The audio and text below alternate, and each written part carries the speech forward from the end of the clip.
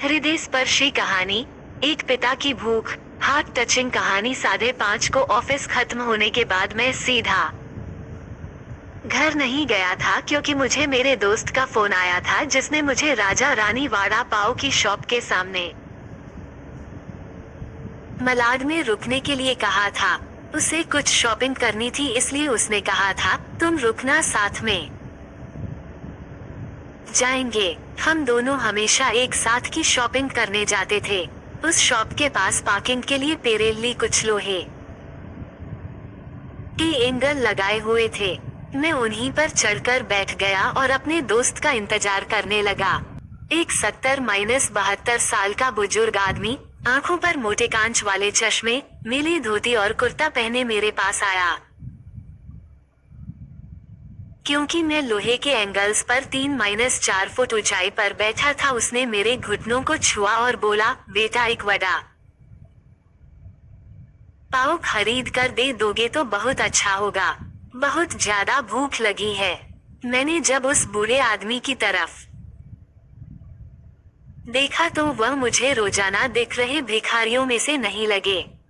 उन्हें देखकर ऐसा भी नहीं लग रहा था कि वह हर दिन भीख मांगते हों। से अचानक किसी बुजुर्ग ने मेरे पैरों को हाथ लगाया तो मुझे बहुत अजीब महसूस हुआ। मैं तुरंत एंगल से कूदकर नीचे खड़ा हो गया। मैंने अपने जेब में हाथ डाला और 50 रुपए निकालकर उस बुजुर्ग को देते हुए कहा, अंकल आपको भूख लगी है तो ये लीजिए 50 रुपए, कुछ खा लीजिए। बुजुर्ग ने कहा, नहीं बेटा पैसे मत दो, बस एक वड़ा पाव लाकर दे दो, उतना बस है मेरे लिए। ठीक है, मैं ला कर देता हूँ, आप यहीं बैठिए, कहकर मैं राजा रानी वड़ा पाव की दुकान में गया और एक वड़ा पाव खरीद कर लाया और बुजुर्ग को खाने के लिए दिया। बुजुर्ग नीचे बैठकर वड़ा पाव खाने लगे। मेरी तरफ देखकर वो बोले, ऊपर मत बैठो, गिर जाओगे, यहाँ बैठो, मेरे पास कोई साथ बैठेगा तो मुझे भी 2 निवाले अच्छे से खा जाएंगे। मैं उनका कहना टाल नहीं पाया और उनके साथ ही बैठ गया। फिर मैंने ऐसे ही उनसे सवाल करना शुरू किया, कहाँ से आए हैं, कहाँ जाएंगे, किससे मिलने आए हैं, वगैरह वगैरह। मैं नागपुर से आया हूँ, एक छोटे से गांव में रहता हूँ, यहाँ मुंबई में मेरा तुम्हारे जितनी उम्र का एक बेटा है, एक बड़ी कंपनी में इंजीनियर है, उससे मिलने आया हूँ। 2 साल पहले उसकी शादी हुई, लव मैरिज, बहू पढ़ी लिखी है, नए विचारों वाली। उसे सास ससुर यानी कि हम पति पत्नी गवार लगते हैं, इसलिए हमारे साथ रहना उसे अच्छा नहीं लगता, इसलिए बेटा अब अलग रहता है, यही मुंबई में 2 सालों से। परसों मेरे इस मोबाइल पर उसका फोन आया था, कह रहा था अमेरिका में नौकरी मिली है उसे, बीवी को लेकर जा रहा है अमेरिका 10 साल के लिए।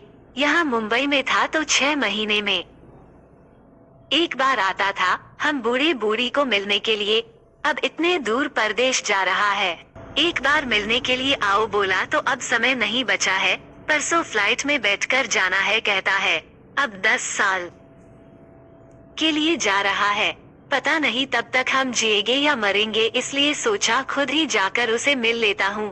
कल शाम से एयरपोर्ट को ढूंढ रहा हूँ, लेकिन यहाँ के लोग कहते हैं कि इस एरिया में एयरपोर्ट है ही नहीं। बुजुर्ग ने एड्रेस वाली चिट्ठी मेरे हाथ में देते हुए कहा। उनकी बात सुनकर मैंने कहा, लोग सच कह रहे हैं, एयरपोर्ट यहाँ नहीं है, सेंटा क्रूज में है। बुजुर्ग ने मेरी तरफ देखकर कहा, लेकिन परसों जब बेटे का फोन आया था एक बार मिलने के लिए आओ तो उसने यही पता लिखवाया था। मुझे लगता है ये फोन भी खराब हो गया है, फोन ही नहीं आ रहा है बेटे का। मैंने बताया था उसको कि मैं उससे मिलने आ रहा हूँ मुंबई, कहते हुए बुजुर्ग ने मोबाइल मुझे देखने के लिए दिया। अब मेरे एक हाथ में चिट्ठी और एक हाथ में मोबाइल था। मैंने मोबाइल का बटन दबाकर देखे, मोबाइल अच्छे से चल रहा था और मोबाइल में नेटवर्क भी पूरी तरह से आ रहा था। मैंने उनसे पूछा, आपने नहीं लगा के देखा फोन, बेटे को। मुझे कहाँ लगाना आता है बेटा फोन, कोई फोन करता है तो उठा लेता हूँ बस, उन्होंने कहा। मैंने रिसीव्ड कॉल में जाकर कर आखिरी आए नंबर पर कॉल किया। 2 रिंग्स बजने के बाद कॉल कट कर दिया गया। फिर मैंने एड्रेस की चिट्ठी खोलकर देखी, उसमें जहां हम बैठे थे वहीं का एड्रेस था, यानी कि जानबूझकर गलत एड्रेस दिया गया था। मैं समझ चुका था कि गलत पता देकर लड़का अपने माँ बाप को टाल रहा था और अब वह उनका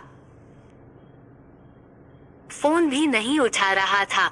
मुझे यह भी मालूम पड़ चुका था कि वह जिस प्लेन में सवार हो चुका था वह प्लेन कभी भी उसके माँ बाप के दिशा में उड़ने वाला नहीं था। तब तक मेरा दोस्त वहां आ गया और बोला चलो शॉपिंग करने चलते हैं।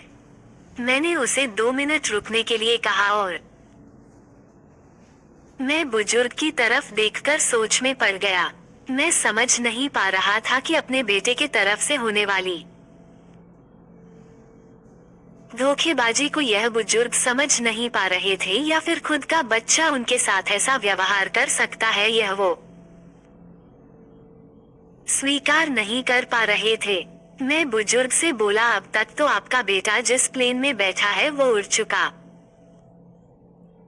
होगा, मुझे नहीं लगता कि अब आपकी उससे मुलाकात हो पाएगी। अच्छा यही होगा आप वापस अपने घर लौट जाए और आंटी भी आपका इंतजार करती होगी। मेरी बात सुनते ही अगले ही क्षण उनकी आंखें भर आई। आंसू भरी आंखों से वह मेरी तरफ देखने लगे। घर जाने के लिए भाड़े के पैसे देते हुए मैंने उनके हाथों पर हाथ रखा और पूछा, अंकल मैं कब से आपके हाथों में यह डब्बा देख रहा हूँ, क्या है इस डब्बे में? मोतीचूर के लड्डू है, मेरे बेटे के पसंद के, उसके माँ ने भेजे हैं उसके लिए खुद बनाकर। बुजुर्ग ने कहा, किसी खंजर से मेरे दिल को चीर कर मेरे अंतःकरण को लहूलुहान कर दिया हो। कैसी लगी आपको ये दिल छूने वाली कहानी? आपने इस कहानी को पूरा पढ़ा, इसका मतलब है आपको ऐसी इमोशनल कहानियाँ पसंद है। आप हमारे इमोशनल कहानियाँ सुनने के लिए हमारे YouTube चैनल अखिलेश रामनगर को सब्सक्राइब और लाइक करके और भी कहानियाँ पढ़ सकते हैं।